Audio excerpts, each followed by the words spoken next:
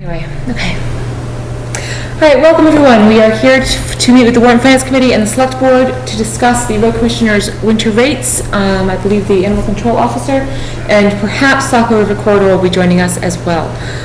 So just like we've done, I guess, all the other budget meetings, I want to just toss it over to the people that are presenting, which would be the Road Commissioners this time, and hear what they have to say to start with. Hit it, guys.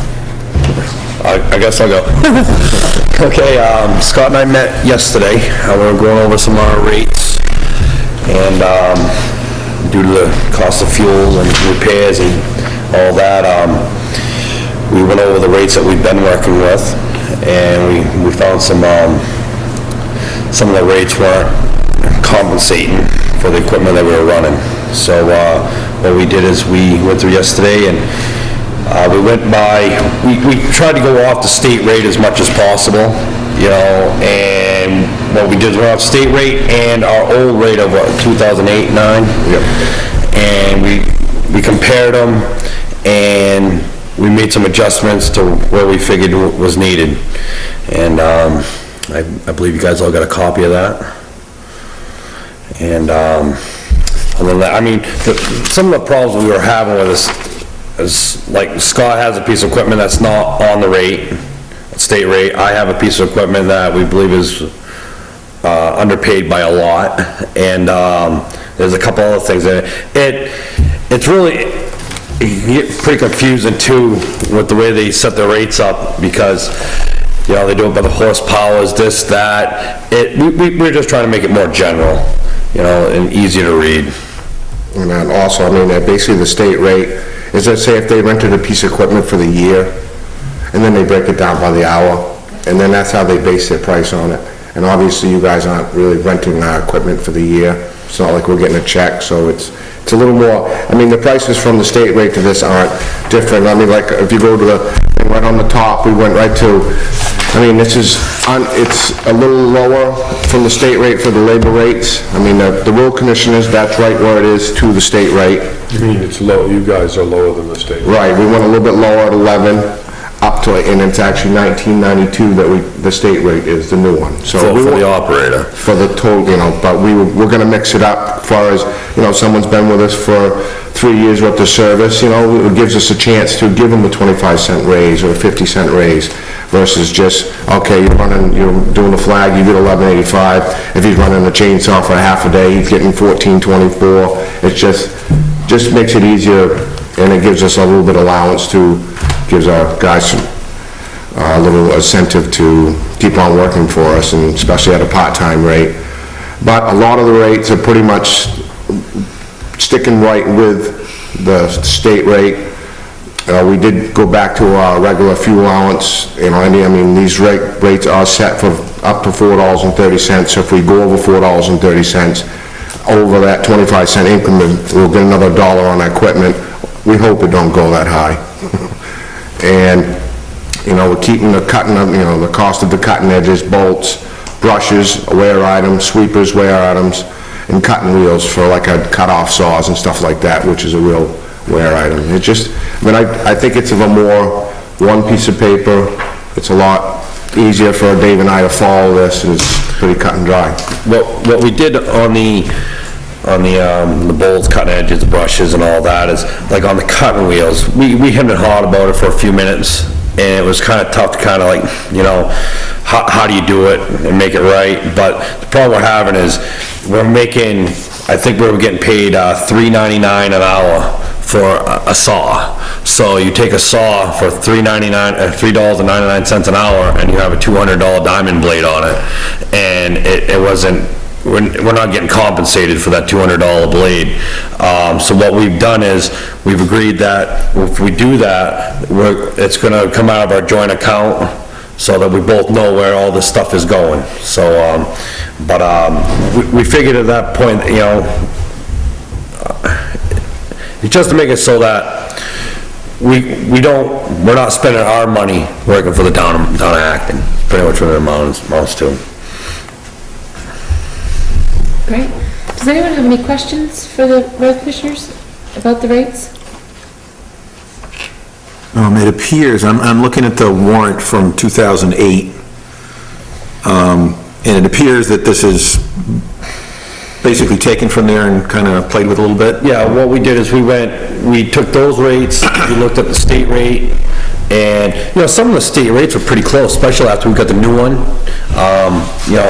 Where we came up with some of our rates were pretty close to them. So, we just mingled them both together, tried to work what we thought was right, and that's what we came up with. And I'd like to add something as well. I think on the Warrant and Finance Committee when this town, or this board, they're kind of blending together, when the town went to state rates plus 15%. And I think that people thought it would be easier, more consistent, more reliable, and it was given a try, and an honest try, and it's really just not working well. Because of what David said before, the state rates don't account for some of the pieces of equipment that our road commissioners run, and for what Scott said as far as how they come up with those state rates. We actually had the DOT come down, look at each piece of equipment, and when they explained to me that that's what they did, they're like, well, we just figure out what would it cost us to rent that machine for a year, we divide that by the number of work days in a year, and then we divide that by 8 hours a day, and that's how we get our rate. If we were going to be renting machinery, clearly it would be less money per, it's not a reasonable expectation to pay for it that way. So I'm really pleased to see a kind of a compromise between using state rates as a base, but also being realistic about what does it cost to run this equipment, and what do we actually have for equipment. I mean, if you look on some of the machinery like the excavators, where are we here? But you look at the excavators, like a 20-ton excavator, I don't know, where is it here? You see right there? I'm looking right at it. 20 ton? Oh, there it is, okay, you take a 40,000 pound machine, okay, myself and other people that I know, we get $120, $25 an hour all day long for that piece of machinery, We looked at the state rate, they were nowhere near that, but, out there in the general public, that's what we get for that piece of machinery. It's a $160,000 piece of machinery, And, so what we did is we looked at that rate, we looked at what we get privately, and we made a compromise, And obviously, the town of Acton's getting quite a bargain, for that size machine, and even the smaller machines, On the wages, I agree with Scott on the way, to set the rate to what we feel. The problem I have with the state rate was, I have one employee that works for me that will 1 minute be in a ditch, running a compactor, shovel, then the next minute he might be taking over for flagging, doing multiple tasks during the day, running the tractor, doing the sweeping at the end of the job, and it's a real pain trying to, I literally had to stand there all day long with a notepad, keeping track of what he was doing and what I'm gonna charge him, because, 1 minute he's gonna flag rate at $11.85, next minute he's gonna miscellaneous at $14.24, and then he might get 2 hours operator rate at $17.12. So, it gets pretty confusing where, the truck drivers, most of the time the truck drivers are truck drivers and the operators are operators, but, on those cases there where we can set a rate for each person, the individual that's working for us, it may be easy for everybody. Any other questions for the road commissioners? Is this, basically this layout going to be retained again for the warrant for town meeting, as opposed to the one-line state rate plus 15? This is how we did it in the past. I believe that we printed the rates out in the warrant, and I think that that's respectful of the process. That would certainly make sense, and it would be directly comparable to, if you jump back 2 years, they can go back any number of other years and kind of see the progression of rates over the years, and it's equivalent to what I'm seeing here, so it's... See, with this format right here, last year when we did the state rate plus 15, we didn't vote on our winter rates at all. This is gonna have all our winter rates and everything right on there. Just because, just because the state doesn't have winter rates. Yeah. And we did, like Marissa said, we found a lot of pieces of equipment that we run that the state doesn't have any rates for. So it was getting difficult and confusing, and so we were actually trying to come up with our own rates behind the scenes anyway. It's been a rough couple of years. I hope that, if 10 years from now, if we forget that state rates plus 15 didn't work well, maybe we can dig up this footage and be like, oh, that's why we went back. I mean, there was some spots where, like the loader rates and stuff like that, those worked, but I mean, you had to go out there and go, well, is my loader a 2 1/4 yard or is it a 2 1/2 yard, and depends how much oil you're cutting edge off, I guess, and, it's pretty much it's telling you, it's your opinion or whatever, because nobody else really knows either, I mean, unless you call and actually get Caterpillar or whoever to tell you this is what size bucket you got on your machine. So by doing this, we all know what they weigh, and it's a little bit more easy to figure out.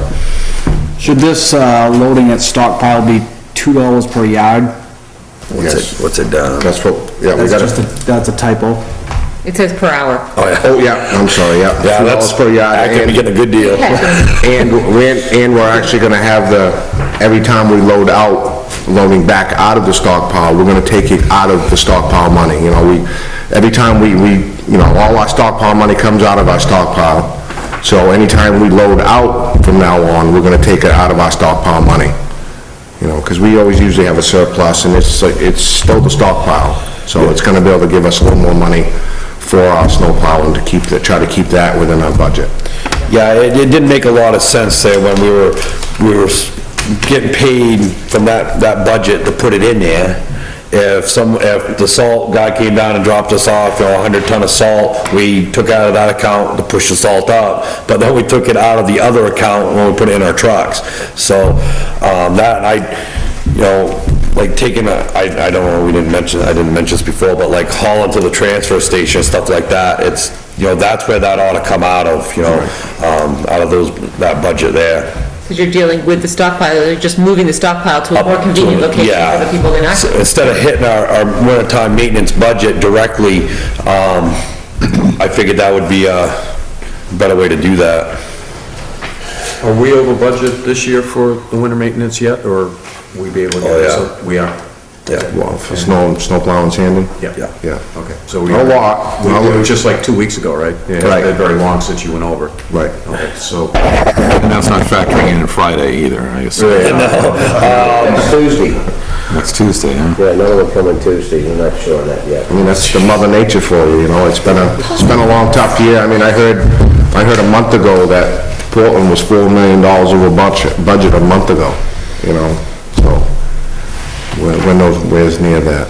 Not even, one of my new fractions. Yeah, I think of last week, town budget is like $4 million. Of last week, I believe, no, don't quote me on it, I haven't got the final tally from Michelle, but I think it was like $6,000 or $7,000, $8,000 in that range right there over.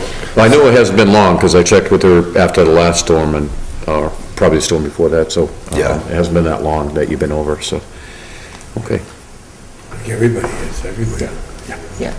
You guys certainly have you've done a great job of keeping us we're over by such a little amount, and I think the town appreciates that. It's been a rough winter, and yet our budget still is fairly intact, which is great. We still have money in our stockpile account, so we've done that well there, I believe, and, yeah, it's been a tough one. Yes. Yeah. It's not over? No. Okay. It's gonna be hard to see, White again. April flowers. It's Oh, just, Mayflowers. it's coming though, we have to have faith. This pretty much matches up with all the equipment you guys have and everything. Yes. We decided that, like, one thing we didn't put on here is like a vibratory roll, something like that. That's something there that varies in cost, and it was gonna be awful difficult for us to put a number on that. A lot of times when you get one, it's a day rental.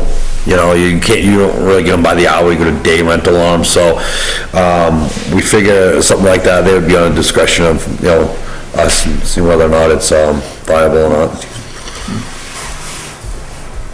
All right. I'm all set. Anything else from anybody else? Yeah.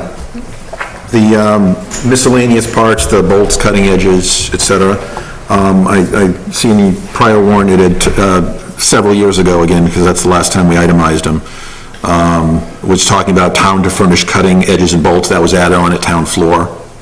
So we're talking about cutting edges, bolts.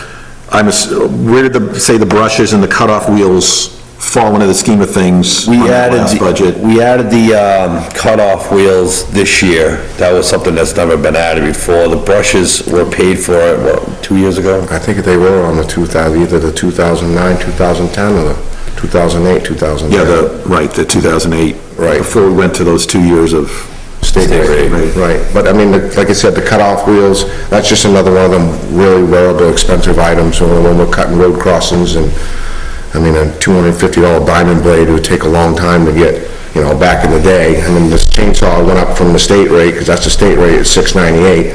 I mean, It was $399. It was $399, you know, it's gonna be a long time before you pay off that cutting wheel for $3.99 by when you're buying your gas and the wear and tear on the saw. It's basically one of them real wear items.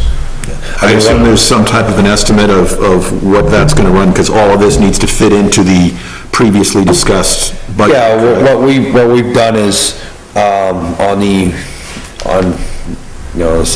cutting edges and stuff, all that would be coming out of what we call our building maintenance budget. And, every year we usually have a surplus in that, and we figured it in. Obviously, these items aren't gonna be something we're gonna be buying all the time. This is gonna be, like a brushes, once a year, once every 2 years, or something like that. The cutoff blades, if you buy a diamond blade, that diamond blade should last you a year, I would think, as long as you don't get into any really heavy cotton. But, this stuff here, the money's budgeted for it in the building maintenance, we believe. For my edification, when I was speaking, I was thinking that these items are in fact within the budget, but now looking at this again, it says town to furnish, so it's not actually within the budget. It is. the They road budget, have correct, different or- levels of budget. They It's have, in our cutting edge, basically our cutting edge account that we have now is roughly 15,000. Yeah, that's our building maintenance budget. Building equipment. That's our account that we want that out of. Why the phraseology there, town to furnish? instead of the road commissioners privately out of their own pockets furnishing. Oh, okay.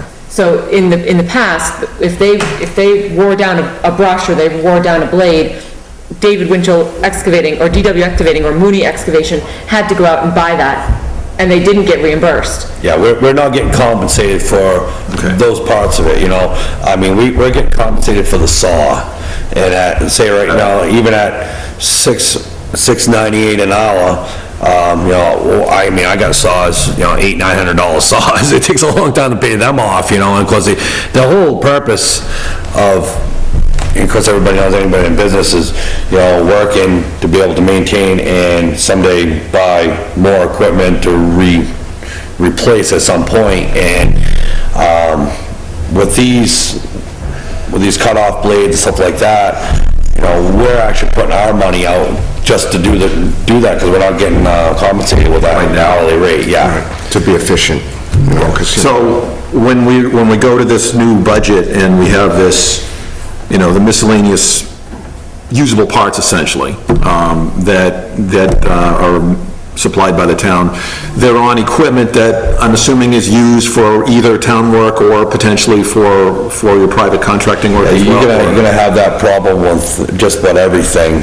on there. I mean, it's same idea with, cutting edges. You're gonna have that issue with, say, if I have a guy there that, plows for the town of Acton with his 1 ton, he's gonna, you try not to have those guys doing their private stuff, but, that may happen, but the majority of the time, this stuff is used for the town of Acton. Right, but there's some effort to kind of reconcile that. Yeah, it's like myself, I myself won't buy a brush probably unless I actually wear it out, in 1 year doing town stuff, because I do a lot of private stuff of mine, so that would be something I may not buy. But, it's to our discretion whether or not, we've worn it out working for the town of Acton. I mean, I'm on my 3rd set of brushes from my attachment for my track cat. I've paid for 2 of them, and it's 95 to 90% of the time it's been all for the town. And I've bought 2 of them myself, and the town of Acton has bought 1, and I'm just about ready to buy another one, I'm about needed to buy another one. So it's, You know, we're not, It's probably very similar to what you were talking about before, about having to stand around with a pad and figure out Yeah, it's almost what piece of impossible. equipment the guy's working on, you know, but certainly as long as there's an awareness of kind of trying to keep it straight. Oh, definitely. It'll work out. What are bolts? I know what a bolt is in general, but specifically for this, what is a bolt? for holding on the cutting edges. Okay, so those wear out because of the Friction on the Yeah. street. Usually what happens is, like say you've got a set of carbides on your blade, a lot of times they'll last the year, but the problem is, by the time you change them the next year, they're so rusted out, when you take them off, you can't reuse them. with all the salt and everything kicking up. And if you wear out a bolt, then that's usually bad, because usually you're in your no board, and now your plow's bumping. So, but usually it's because, rust and everything else, you usually gotta I was just remove them. curious. Good question. Hey, that's how we learn, we ask questions. Anyone else have anything else they need to learn? Has the town put any forethought into the replacement of the salt shed? As far as Yes. long-term capital money being set aside? For this year, you're asking? Not necessarily, I'm just Well, wondering. figure out when it's gonna fall down and backdate about 5 years. That would have been last, 5 years ago, but, no, we've talked a little bit about this, there's been a couple of different ideas of possibilities. None of them are all that attractive because of the capital that will need to be raised in order to pay for it. So one of the ideas is, what the road commissioners, if they run a surplus, right? Well, usually that surplus gets rolled over into the general fund. What if that surplus were to start rolling over into a capital reserve account that, like if there's a stockpile surplus, what if that surplus were to roll into a capital reserve account to start building up funds for a salt shed? That's logical, right? It's the stockpile account, it's where the stockpile is kept, maybe that's possible. It's gonna be pricey. When we've looked at, replacement costs, we're looking at a minimum of 90,000, very likely more like, Well, I went down, Sanford just put up a salt shed down in the municipal building there, and their building they've got down, they went with one of those rub buildings, and, one of those buildings, 25-year warranty, blah, blah, blah, but, What's it made out of, Dave? What is it? it's kinda like rubber, but it's pretty crazy stuff anyways, but, It's got a frame and they just stretch the skin over it. yeah, and it's on a foundation, and their building there, it was 2,500 yards capacity, we need 5,000, 4,500 to 5,000, and, but I had the number, I was supposed to meet with the fella on, because we'd gone over a little bit, Lois and us, we'd gone over it, but at this point in time, I really didn't want to waste anybody's time until we were really serious, but it is something that's going to be, necessary in the long haul here, because it's not good. we had Tom Gore come in last year, and just because, he is a structural engineer, and he said, well, I certainly don't want to be the structural engineer on this project. He's like, but I'm willing to give you kind of a quiet, this does need to happen, this is where it has failed, and it's going to fail completely within a couple of years, and really you need to pay attention to what's going to happen here. And it's not just the financial loss of, let's say the whole thing fails during a storm, and all of the material that's in there is then compromised. I mean, that's a serious financial loss to the town. But we also do have a moral obligation to not have our guys in there pushing up or taking out and having that collapse on them. I mean, that certainly does weigh heavily on your mind. You know that that's a possibility. MMA won't insure it any longer. They haven't for a few years, so it's not being insured. But when you say not insured, there's still liability. Yeah, there's liability, it's just As far as the loss of the building itself. There's no insurance on that. It's been a number of years since Maine Municipal dropped the insurance on that. Yeah, but the liability, I mean, yes, it's there, not that that's a whole lot of comfort, so yes, we can pay out the grieving family should our negligence have resulted in that, but But I'm just thinking that, when we met with the fire department, we discussed, the monies that we're setting aside now in the anticipation of purchasing a new truck, which is a big expenditure. If we could come up with some type of plan, if we're looking at $100,000 building, roughly, or whatever. 90,000, is that it? I thought that when we discussed it, if we didn't need foundation work and we went with something like one of those rub buildings, Yeah, the originally, the $90,000 number, that was just for the structure itself. There Right. wasn't any earthwork, there wasn't any excavation, but, I got that number, for the building they put down there, and all they said they would have to do, they would just extend the building to make the 4,500 yards, and they said the cost wasn't gonna be extremely bad because the engineering's already done. It's something that's right down the road that you can even look at and see. So Sanford had the same type of building? They got the same And then they exact- built one to fit that foundation? What they did is, Sanford had one done up for 2,500 yards, so they put the salt inside, and that's what I went down and looked at. They could take that building and just make it longer. That keeps the cost down. They told me that keeps the cost down, because when you start going wire, the cost just goes up through the roof, but by lengthening it out, it's not bad. Like I said, I was supposed to meet with them, but I canceled it because I didn't, winter was coming, and with the way the budgets and everything were going, I really didn't feel it until we really got hot and serious about this. I didn't want to waste anybody's time. So, I didn't really get any rock solid numbers. Do we know from one of you guys that was on the Warrant and Finance Committee years ago, or on the board years ago, the state, in theory, paid back towns to build their salt sheds, and some of those towns are still waiting to be paid back. Do we know where Acton falls on that? Should please paid it. I think we got paid. It was a long time ago, but I'm pretty sure that we did. Okay, so we are, It's gotta be a record of somewhere, Lane. okay, because I know that there's a bill in front of the house right now to make sure that those payments go through, and if we hadn't gotten paid and that bill were to pass and somebody were to actually Yeah, I honor believe it, we've and the been money were to paid. come. It's been a long time. Yes, that was what was, I think the same, Joe Young and, And Dean and, Harvey Weiss, maybe. yeah, I think it was Harvey. It's been at least about 15 years. maybe yeah, more. and that was what the bill was saying is, pay up your debts. It's been a decade and a half to 2 decades, but, so maybe though, the board could look into finding out if there's if the state is interested in helping to fund salt sheds again in any capacity. I'm pretty sure the answer's gonna be no, but it's worth looking into, and seeing if that Yeah, would they've help. had a real bad, that style salt shed, matter of fact, the guy from MMA, he knew exactly what to look for when he walked in. I mean, he'd already been clued in what to look for, because they had such a problem with them. This one down here, I don't know if it was a structure, but the floor, when you go to load with your loader, the loader goes like this, because the floor dips down so much in the middle, it's settled so much. You feel like you got a flat tire. I mean, I've been into, the building was not built on solid ground. I mean, it was built half on gravel and half on a stump dump. And as you could tell with the stump dump, the whole back of it sunk.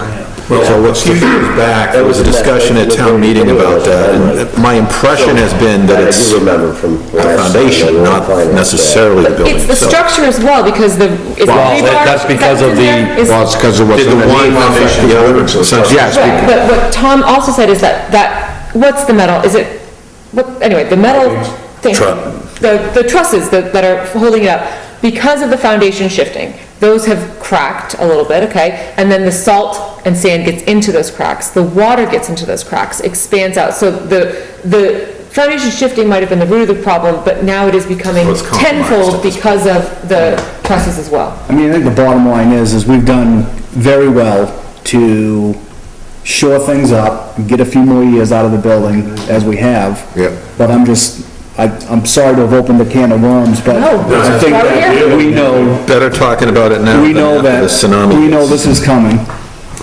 Would it be too late to do something like that? I mean, I could see, I mean, I don't know what it would cost, but I could see like a metal roof being put right over the thing. Even if we don't know the Start details. this year with it's what Mark started. said, with anything that's left over, and roll that into a...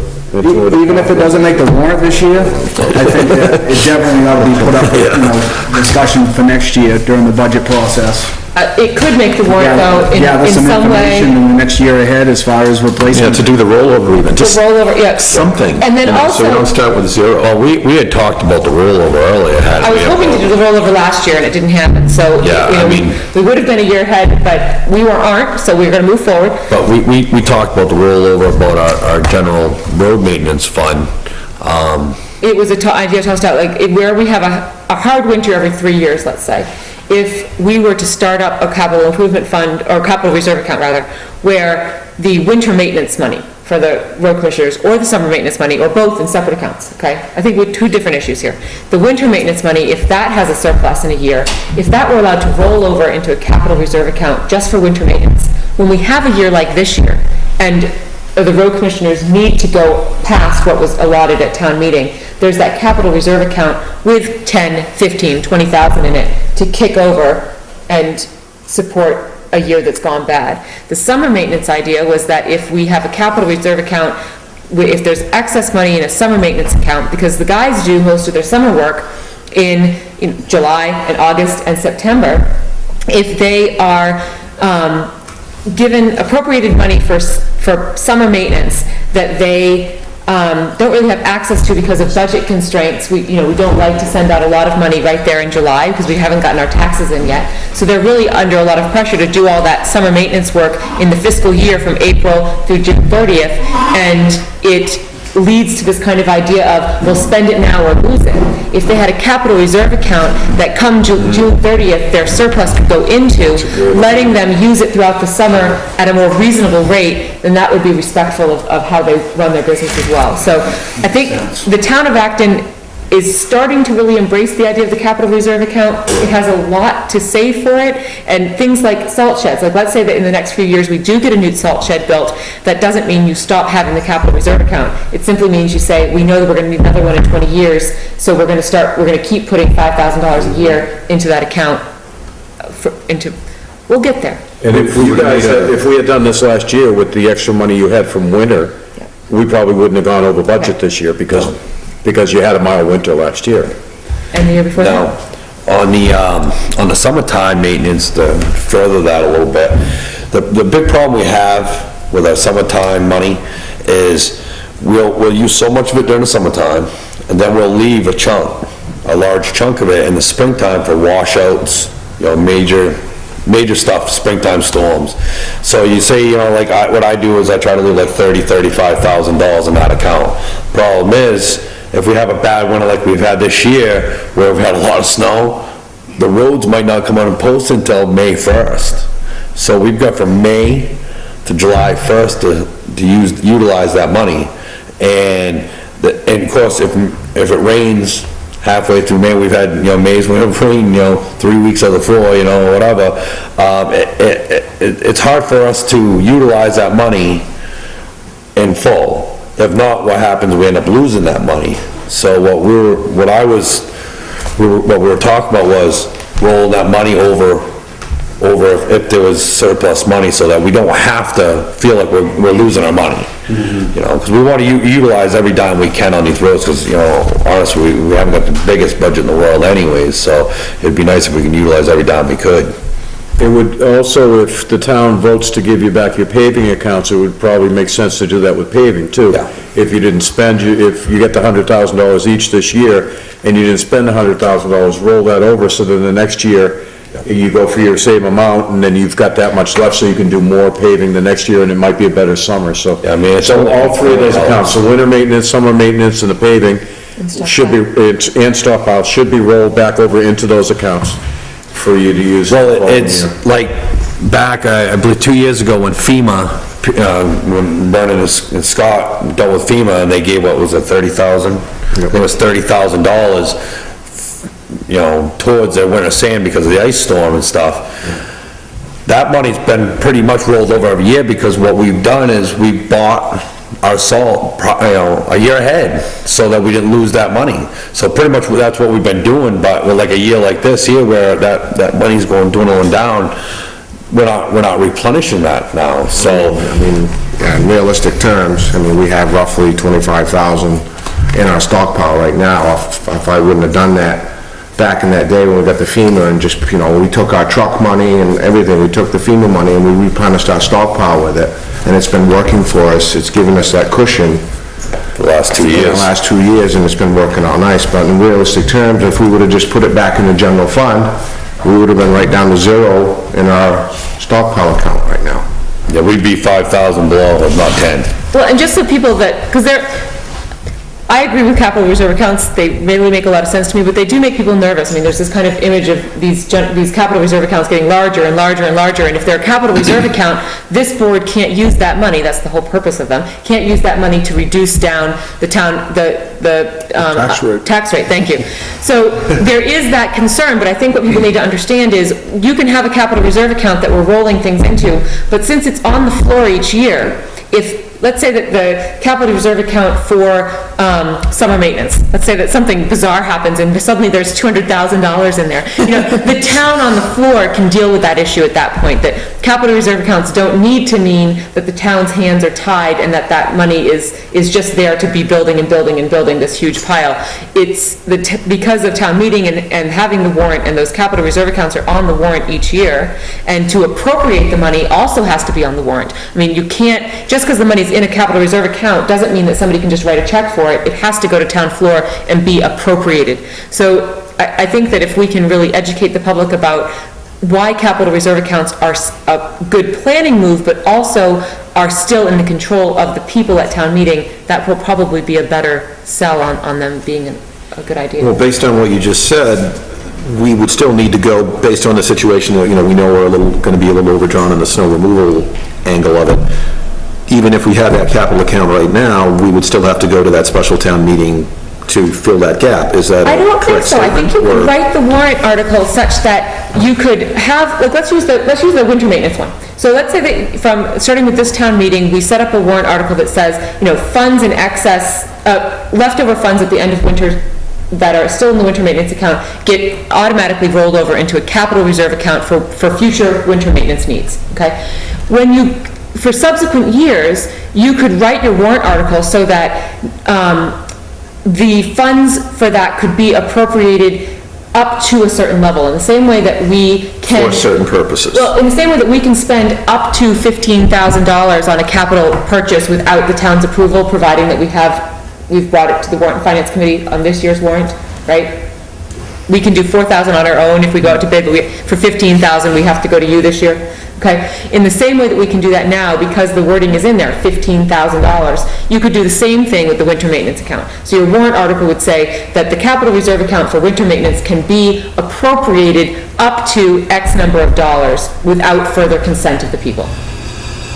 Because you don't want to have to hold a special town meeting because we've had too much snow. And are we talking about multiple accounts here, or one? Multiple. I would suggest multiple, so that you are really carefully keeping track of, you know, yeah. You got your Europe accounts, you know, your paving account, stockpile.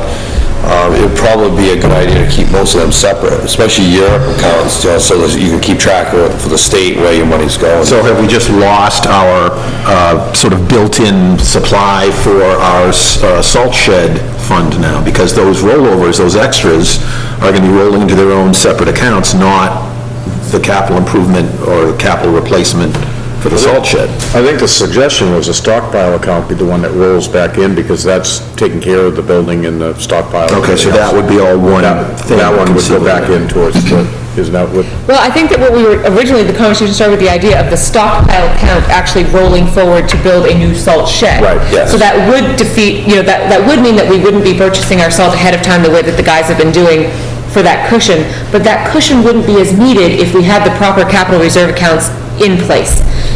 Right. Because they do If we get, have to order salt, we still have the money, we just have to go through you guys to get it. right. So they actually have right now, in their stockpile account, you probably still have what, 15,000? 25,000. Okay, so, and now, what's happened the last few years, which was good planning on their part, was that come May, they're gonna take that 25,000 and they're gonna call ahead and they're gonna purchase their salt and sand for the next year. But that's what the plans are this year, because right now, we're getting our salt at a really good deal. And, Bertie told me that it's gonna go up. So, I mean, we really, unfortunately, this year, we had bought our salt at a higher price than what we're buying it now. But, you know, you ain't got a crystal ball, so, but... Is that a delivered price that you get? Delivered, yeah, I mean... So we don't have to worry about the fuel costs going up or down, so... It's a contract price. It's a cheaper price for the salt, and there's no charges for the fuel, so it makes sense to buy it now. Yeah, so what we're planning on doing is, obviously, when the roads open back up, we want to utilize that, I think it's 56 56, 60? Yeah, a ton, where we're paying, 63 last year. It was quite a savings, so, I highly doubt this year is gonna be any cheaper, so we wanna utilize that money if we can. That's just gonna help us for next year, and it did big time this year, How much of that 25,000 would you need to be spending in salt? all of it. I was gonna say, because if you only needed $15,000 in salt that you predicted, then that would leave that $10,000 to roll over to start the capital reserve account for a new salt shed. No, it's too, that little bit of a cushion's been, right, like you said, we would be over. We'd be over right now on our stockpile. So you If we really didn't have that cushion that we started years ago. But it That does, $30,000 cushion's got us 2 years. okay, so then we'll have to figure that out then, because that, the idea of rolling the extra stockpile money to start a salt shed is not appealing to you then? You would like to keep that money to be able to keep buying ahead of I time? mean, if we had an exceptional year, when we still had 3,000 yards left in there, and we wouldn't need much to get it up to 5,000 yards, then yes, it would be a feasible time to roll some of that money over We towards that. may be jumping the gun a little bit too. We gotta start, get some numbers of what we're looking ahead at too. I mean, For the building you're talking about? yeah, because I mean, you're talking, one year you might roll over 10,000, you might roll over 20, doubtful. Each year, it's gonna take a long time to get to that point of the 250, because you're gonna be talking 250, if not more, by the time you do foundation, earthwork, building and all that. You know, because I mean, they're going through that right now in Shapley. They've gone from 305 to 600, back and forth. The numbers are crazy. They have an engineer. They do, okay? But that's for the building, that's not even the excavation and everything else, you know, because they're gonna do it themselves, but, so, I mean, before we really get too in-depth on this, I really think we have to do some homework on it, and it might even be something where you can start a committee on or something, you know, have someone do some research on it, you know, before we get too far into it. I mean, Scott and I, I'm sure, could handle it, you know, but... So it sounds like it would be talking about these various capital accounts, replacement of the salt shed, and what would happen with the property, and the sequence of events. Would it replace on the same footprint, separate footprint? How would we get rid of the old building? Would we part it out? Lovely big beams that are probably saleable? I mean, who knows? 2x4s or 2x6s, the whole thing. Yeah.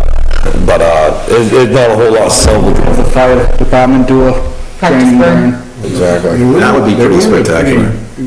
Do you remember that, Chip, don't you? About 7 or 8 years ago when Tom, he went into some pretty Push the brush. depth about that, didn't he, the salt shed?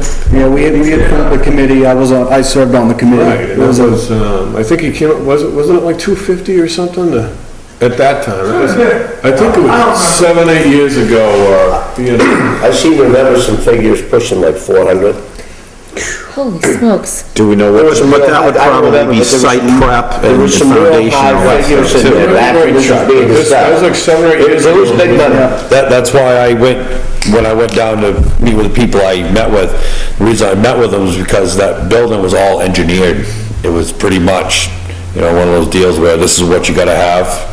Obviously, soil conditions, stuff like that might change, but that's why I kinda went there, just to get a rough idea, because I wouldn't have to worry about going through an engineer and having them do a whole layout and costing tens of thousands. And that's a to get an idea. prefab kind of thing, right? Yeah, yeah.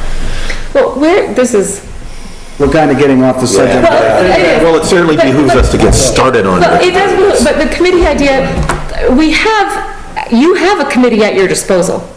The two of you together do. yeah. You already have a committee that you can ask to do something. So if you two would like to get figures together, I mean, I certainly do not have any knowledge whatsoever about what makes a good salt and sand shed. Ted probably does more than I do, and he knows at least airplane hangars, which is kind of the same idea. But it seems like you guys and your committee that you have at your disposal would be a good place to start with gathering that information. I mean, you have the authority to call them and ask them to do something. But I would think if the stockpile reserve is working, don't touch it. That's what I think too. I mean, And, use some foresight to say, next year, during the budget process, we're going to be looking at the possibilities of establishing, this account towards the construction of a new same shed. Because the way we got it going now, this. Hold it separate, just like the fire department does with their truck. You know it's an expense that's coming, it's a major one, plan for it, and stop banking some money. You know how much it is, you know Yeah. exactly where it's going. If your other accounts are working good, I think they keep are. them working good, and look at this for next year. Even having all these questions on the table and knowing that we need to answer them at some indeterminate point in the future, it would seem to me that we know we've got An issue. a lot of big bucks, like in not too distant future. Could we or should we even just get started with a capital account this year? Yeah, You know, it's just not, but put it's something not in there. over, we haven't written the warrant. Put You know, our something board in there to will know meet that tomorrow, we can talk we're gonna about be able to whether we use wanna it. add that on. But when you present this though to the public, I mean, you wanna have a definitive number somewhere in mind. Yeah. We have to Just have say, numbers. our long-term goal is 250,000, we're gonna start a capital reserve account of 50,000 per year. But even if they started this year. Started at still- 10, you know, Started at something. 10, and then by the time town meeting comes, they'll have an explanation, and it can't, just to get it going. Yeah. you I agree. know, and- Well, we could get it started at a lower amount, and then when we pay off the reeval in 5 years, we're gonna be paying that $56,000 a year for the next 4 years. We've already paid it this year. We just continue that same thing, and it's not gonna affect the tax rate, but we could save $50,000 a year starting in 4 years from now. But we could put a little bit away now. And I don't know if this, I think if, that is a good thing to be able to kind of sell the idea. I think though that, Well, my thought is we'll have that loan paid off. If it needs to be done in 4 years, then we could just go and borrow the money again and just to have the same payment every year. oh, okay, so we could borrow it, and plan on maybe borrowing it 4 years from now, because I can't picture the salt shed lasting another 10. Yeah, I mean, the next time we get 2 feet of snow, we could be looking at an event. We don't know.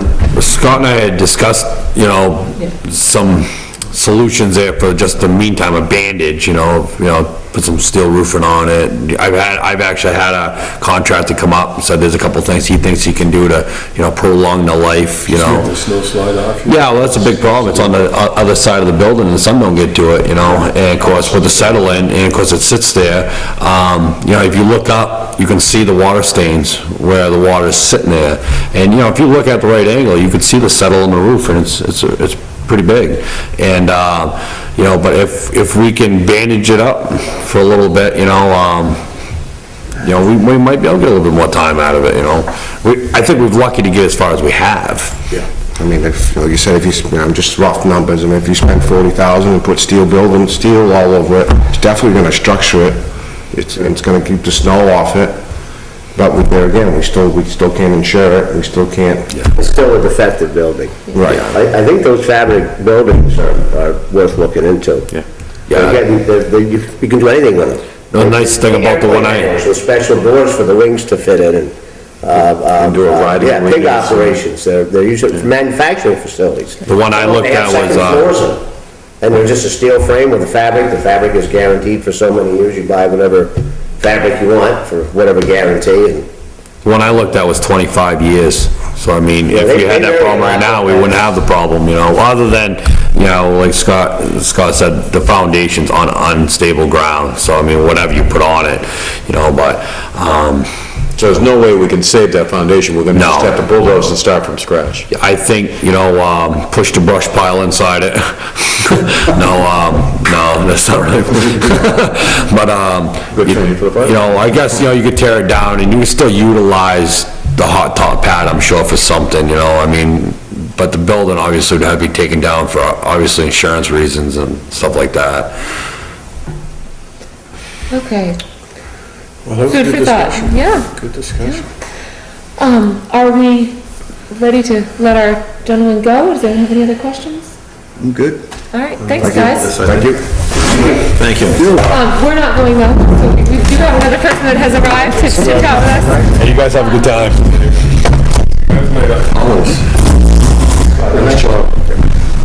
We have a woman from Saco River Corridor that has asked to speak with us this evening, and I will let her introduce herself. Saco River Watershed, that's May through October, and we do that every other week. The sites that are associated with Acton are LO11, LO12, and somewhat LO13, which is in Shapley. LO11 is Balch Pond, And at Balch, we test for swimmability is the most important test there, which will tell us if the pond is safe for residents in the community to swim in. LO12 is below the dam at Balch Pond, and that one's actually in Acton. We do macroinvertebrate testing as well, where we collect bugs out of the river and bring them into the schools, and the kids get really excited actually to count up the bugs, and it gives us a rating of the quality of either the tributary or the main stem of the river. Tributaries are a little bit easier. And we've actually talked about LO12 for macroinvertebrates if we can get the money together, because it's a nice spot to do that in. Some of the other things we do is we write grants to supplement our budget. We get $46,000 from the state as the commission, and we spend about $23,000 on water quality. We ask each town in there are 20 towns in the quarter. We ask each for $300 to help us with our program. We've kept it the same amount for all 10 years. We do have 10 years of data, which is extremely important in the future to measure any changes against. If the water quality is changing, we can at least go back and look at the past data to see if, this is typical in the middle of summer or if it's unusual, something like that. We also test 9 sites year-round, which none of them are in Acton. It's based sort of on whether the area freezes or not. And we do that for conductivity to kind of get a read on if road salt, funny these guys are slept, is impacting the river. But incredibly, we're not showing any kind of road salt problems in our rivers right now. But it's good to monitor just to see how things are going, and even after a winter like this, it's extremely low, which is great. Wow. Yeah. DEP allows you to drink up to 1,000. It's a technical term, but the level is 1,000 they allow in drinking water, and we run around 20 to 50, which is really low. So it does a good job of filtering for us. And some of the stuff we have done to cut our costs, as the state keeps cutting our costs, is writing grants. We need $15,700 in equipment this year, new water quality equipment. We've used it for 10 years. It was only supposed to last 5, and now we're at our point where we can't go through the next season with the same stuff. So we do write lots of grants. We actually have taken mileage compensation cuts as a staff, because our only other option was cutting sites, and we'd really like to keep a site in each of these 20 towns to represent their quality of water. When we asked each town for $300, we'd like to make it clear that all of that money goes to our water quality program. This LO11 with the swimmability, the lab fees on that site alone are about $600 for the summer, and that doesn't include any mileage or driving time. We use a lot of volunteers, but we still have to bring them equipment and pick it up as well, so. Have you seen the water quality in the 10 years going up or down or staying the same? Really, it's been pretty much the same, which is very good. Yeah. We did look into it recently because we have had to cut, not a whole site, but we've had to cut back on some certain tests. So we went through the data, and these sites where the data was not changing at all, we decided that we would test at the very beginning of the season and then the very end to be sure that it was still in that range. But if it hadn't changed over 10 years, we did cut it back. But left important, we feel E. coli tests and swimmability are very important for the community. So we tried to leave all of those alone. Were you also getting funding from the counties too, or just from towns? Just towns. Okay, so the county's not gonna be affecting your income this year, as far as not getting? No, the executive director, Dennis Finn, had to go to the legislature last week, and we haven't heard back yet, but the state's gonna give you the right, same the amount. state, but we don't get anything from counties. Okay. Yeah. So, Any other questions for? I have none. Great, okay. Thank you very much. Thank you for your time, we appreciate it. Just a little refresher, and, you know, we have a hard time getting to every town. I know you had a meeting recently, but with the 20 towns, we really get stretched out, and, is it Roy Trafton is our... He's usually who we see here, but he's in Florida, so. And that was our that was my fault, miscommunication, because Roy, I know, does a great job for us, and... You do too. Oh, well, thank you. And we appreciate it. Thank you very much. Have a good night.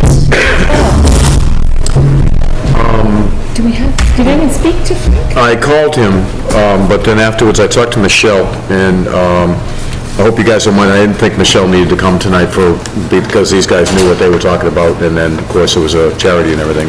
Yep. So I talked to Michelle, and she said that in the past, Mr. Shippey doesn't come, and he's put in for $5,000 this year, an increase of $500, and what he gets from Shapley is $5,000 flat rate.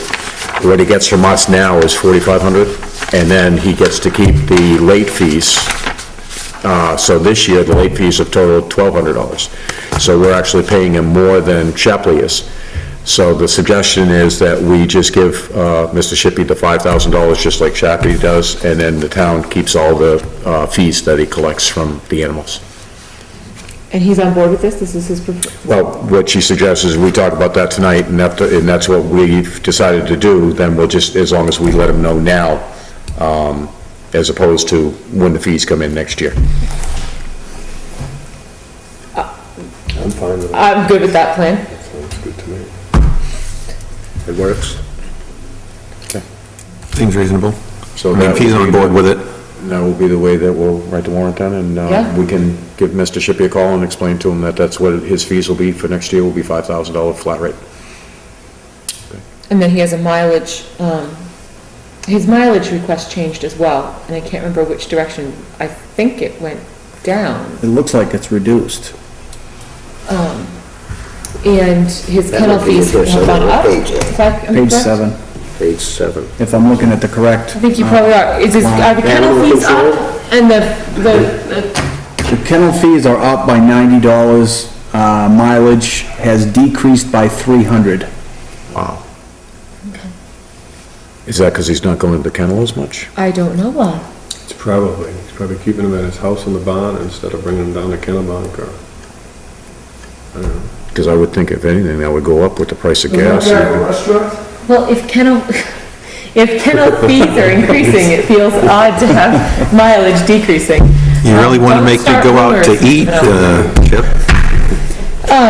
But yeah, I mean, I think that's a great idea of just a flat rate of $5,000.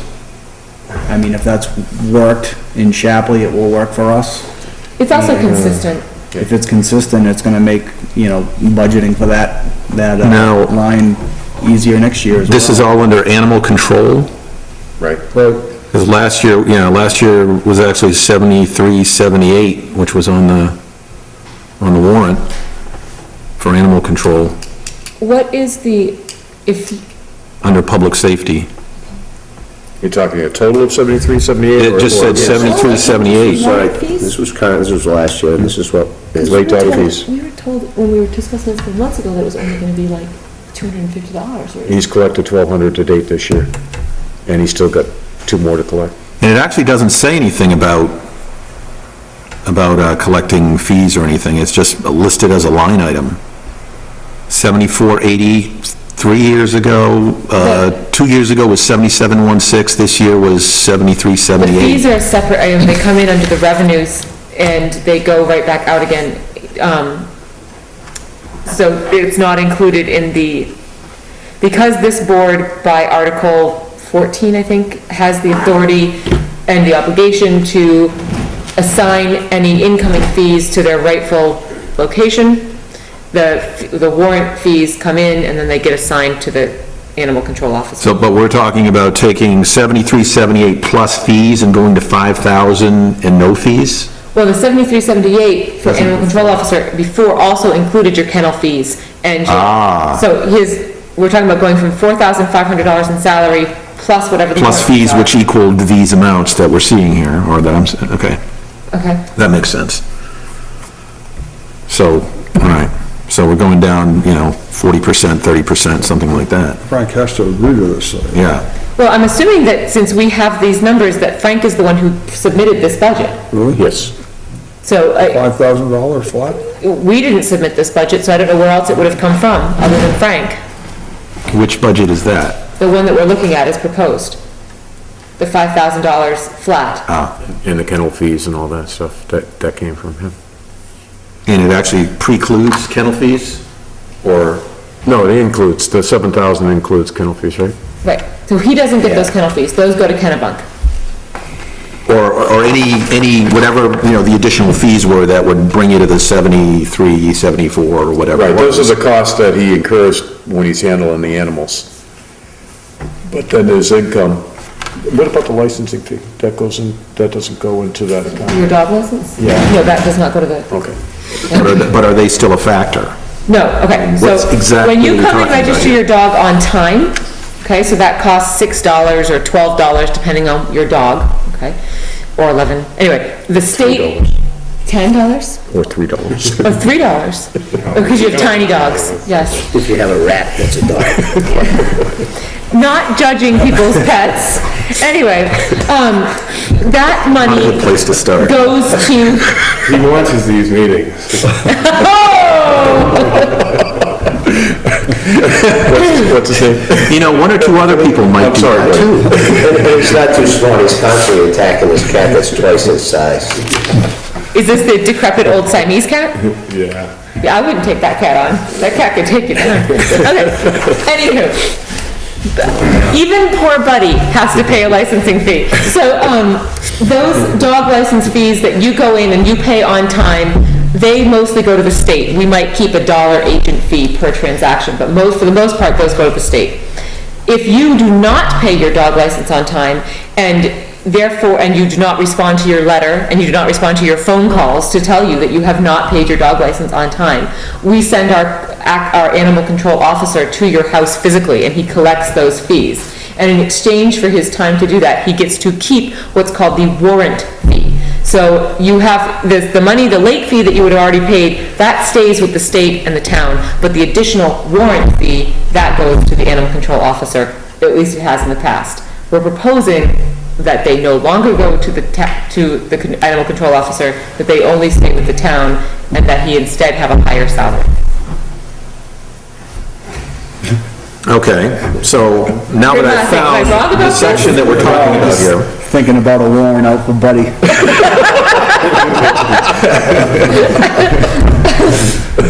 So I see that the number that I'm looking at on the actual warrant is the bottom line number from the proposed, from the last year and proposed budget for this coming year. So which item are we tweaking here? Just the top item? Just the salary. 4,000? Just the salary. So now we're raising that from 4,000 to 5,000. 4,500 to 5,000. But you say. That's 4. Oh, I thought it was 4,500. Mine says 3,500 to 4,000. Yeah, this is printed March 23rd, the one I have. I know there was You have the multiple right things in printings. front of you. I was trusting Ted. That's what she There's told your me. first mistake. That's what she told me today, I was just- it was at 4,500 Okay. for last The year. one I'm looking at is printed on March 23rd, and I recognize there's been No, you umpteen have the printings correct recently. thing. You have the correct thing. 3,500 the current year, going to 4,000 proposed. Okay. So, where does that fit into what we're discussing here? He gets a salary, so he is stipended. Last year, he had a $3,500 stipend. This year, he's going to have a $4,000 stipend, and that's all he's gonna get paid from the town, plus mileage. But the town is gonna keep the late fees full Revenues. instead of him getting it. They're actually saving money. Okay, and late fees are not here, they're elsewhere? They're elsewhere. Okay. They do not show on that budget. And for this year, there's been $1,200 in late fees collected, or warrant fees, right? No, They're warrant fees. warrant fees. So it doesn't actually affect any of this proposed budget in this section under public safety animal control? No, it does not. Okay.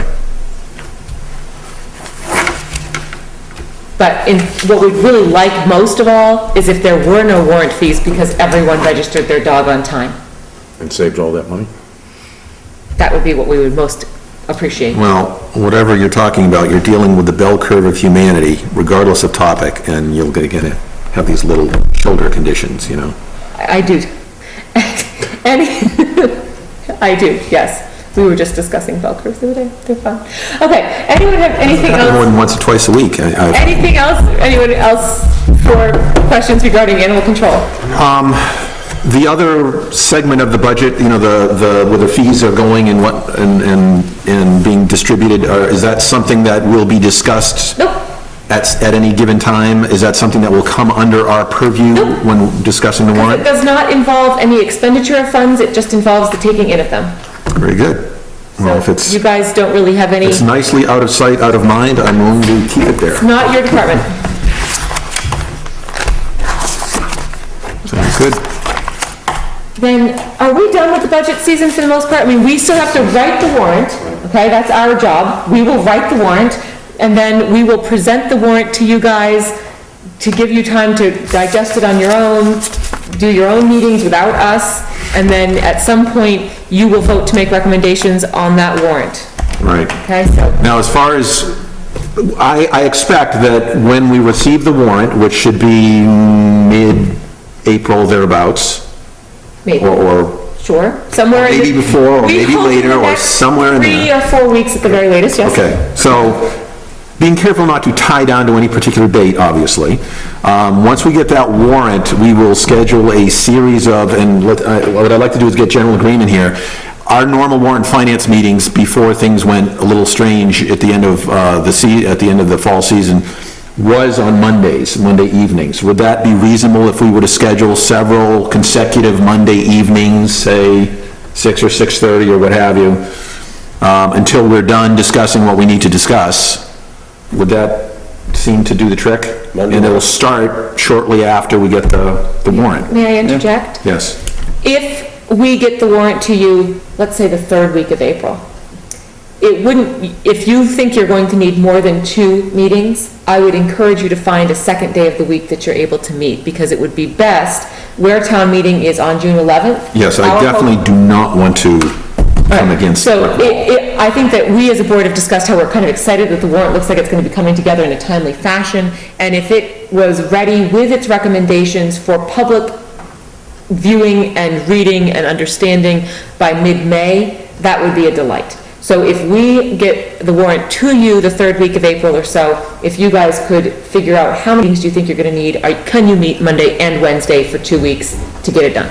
I don't think we need too many, we've pretty much pounded everything into the ground, we've had all the... Well, not necessarily. I mean, I can even see just the charitable donation stuff. You know, we've collected the data, but certainly there could be some discussions. That can be done in one meeting, I think. It's all a matter of whether we agree on our recommendations or not, but as far as the information, you know, I think I'm pretty clear where I stand. I think it's yet to be determined how much value added we're going to need to pull in that we haven't already collected, to form a decision. But yes, I fully hear what you're saying.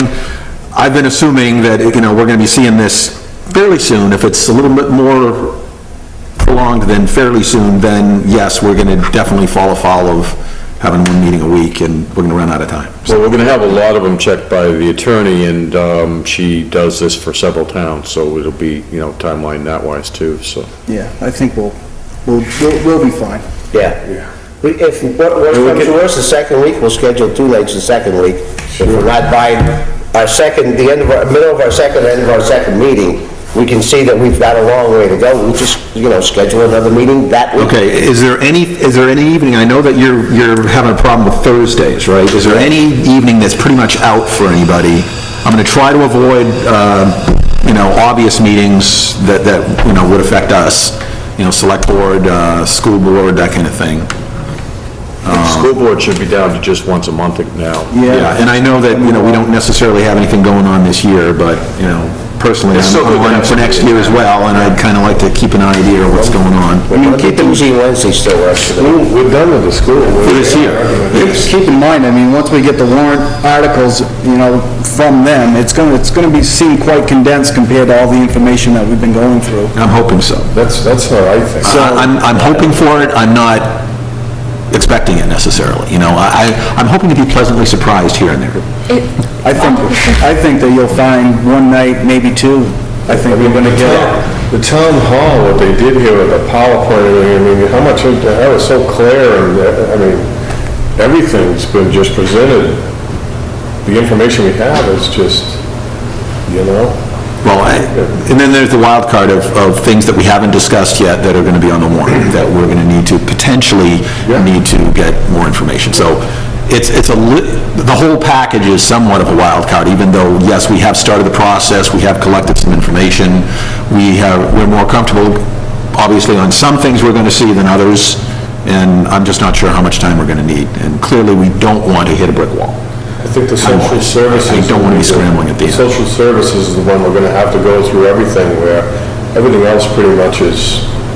Right, and that one, I did record, I have that on CD, you know, so each number is a different presenter, so we should be able to get a recap on that. But the other thing to keep in mind, I'm hoping it's not gonna happen, but there's also the possibility that the school could go twice, like it has several times. Right. So you guys would have to go through that process again. I pretty much thought, and I know it has for several years, I pretty much thought that last year was more than one go-around as well, but I think it passed in the first go last year. yeah, I sort of heard that it did, and But that was the first year. contrary to what That was the in first the year back of my out brain. of 4 years that we've been going to ballot, because this is our 5th year, and, Is it really 5 years already? no, this is our 4th year. We've got 2 Well, we've more already years re-upped before on we it. vote again, whether we keep it on a ballot, so this is our 4th year. So last year, Every 3? yeah, every 3 we get to vote again on whether we keep going as a ballot vote instead of a town meeting. But certainly, until it's done, it's not done, so, yeah, that could come back, so we certainly need to have a little slop in there. Because that'll have to fit in even before us, because we're gonna have to do it quick before the town meeting, so we have to have another town meeting and another... Well, and that's gonna be on the 5th and, what is it, the 12th or 13th? 5th and 12th, I think. 5th is where the meeting is, and 12th is when the Referendum. validation is, yeah. So you gonna discuss possibly doing something with the salt shed, maybe? We'll discuss that tomorrow, hopefully during our office hours. We've been discussing it kind of all along, but we're just kind of pushing it forward and seeing where to go. Well, what's a little frightening is that, you know, we're right now thinking of it as very theoretical, and, oh, yeah, we can gear up and move forward, but we don't know when something's gonna happen, and what the magnitude of that is gonna be, and what the fallout is gonna be. So, the sooner the quicker. The other thing too to consider is the fact that this year you're looking at restoring paving money, you're looking at restoring other things that might be the best year to start that reserve account.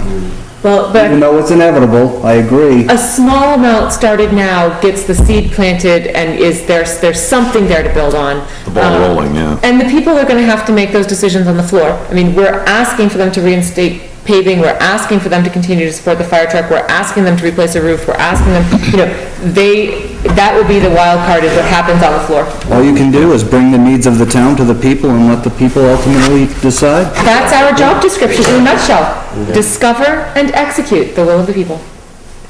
So when do we meet again? Right now, I don't necessarily see another, warrant and finance meeting, as strictly warrant and finance, until we have a warrant to discover. Now, I've got a couple of notations here, We should. Why don't we do that? of things that we as individuals may well be interested in partaking of. On the 31st, which is tomorrow night, there is the zoning, another discussion about zoning. May or may not be interested. On the May 5th will be the final hearing on the proposed zoning ordinance. Again, as individuals, we may well be interested. I'm going to be at both of those meetings. And then we have to recommend to the Board of Selectmen We can either try on May to 23rd. by April 15th, and then they can meet So over that week that we're gone. rewind on that, when do we get the warrant, and then we need to schedule our meetings to set up. So I do see April as being fairly busy, And then we can pass and it to certainly them. up to the middle of May anyway, Want to try for that? That's ambitious. being busy, but we don't know what the nature and the timing of that business is going to be We yet. spend those, late. So you'll be in touch. We'll have a meeting. Yes. We'll hear from you. I expect to, basically hear when the warrant is released, and then we'll do our thing. We're willing to go out on a limb and make a prediction.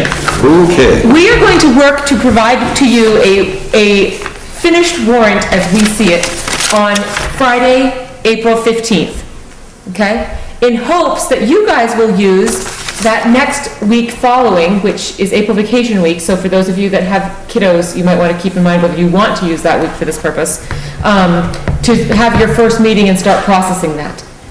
So if you don't have April vacation plans, which I don't know if you do or not, I don't remember. Wouldn't they be overridden by the I am too obligations to fond of your town wife to functions? suggest that you should do such a thing. Anywho. implication being that I'm not? Anyway, we will do our best to have it to you by the 15th. What you gentlemen choose to do with it after that date is really your business.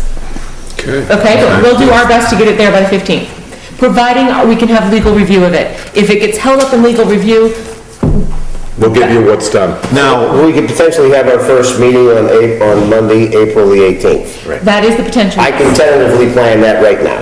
That's why we did this. is- Paul, let us know if should what actually we happens. schedule that, and if we have to blow it off, we'll blow it If they're off. not ready, then we'll blow it off and, yeah, that's all. Send Jennifer an email and And tell that her. will give us enough lead time where, you know, anybody who's interested in attending these meetings won't feel like, you know, they're getting shortchanged by short notice. Great. So the 15th, do we want to go with a second meeting? Well, actually, let's go with the 15th and then the following. 18th. Excuse You guys me, the 18th. Excuse me, 18th, and then the following Monday as well, because even if we slip a date, conceivably, we're going to be able to fit into the next Monday, right? Great. And this way you can get it to Jen, she can put it on the calendar, she'll make up a slide, it'll be on the TV, and everybody will know that, yeah, Okay. this meeting says. So 18, and then 25, and then April has 30 days, and April, okay, 30 days, and what's it, 2nd? May 2nd? 3rd? Would be, because isn't the 5th a Thursday? So the 3rd, oh yeah, 2nd. 2, okay, so, yeah, May 2nd. So, What size is that? 3, What size is that?